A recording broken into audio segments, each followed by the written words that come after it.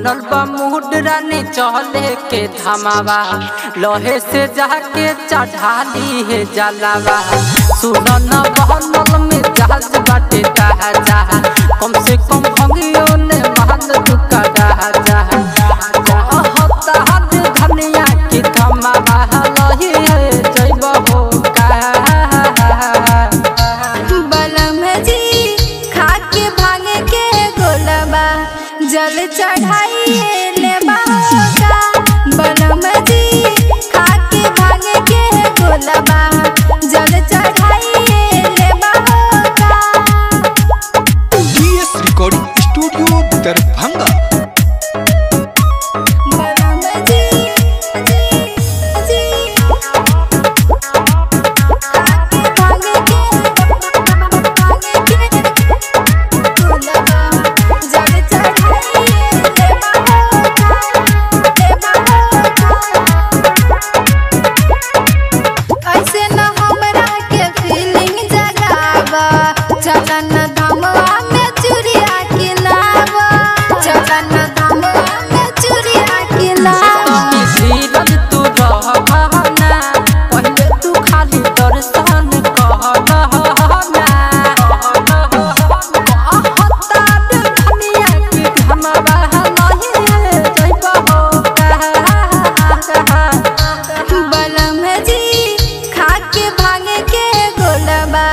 जल चढ़ाइए ले बाहोगा।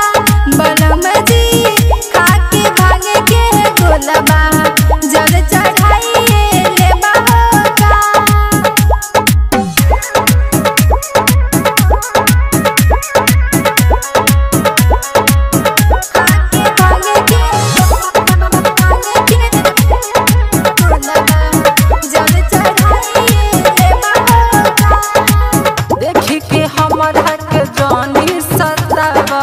जल्दी से हमारा के भंगिया खिलावा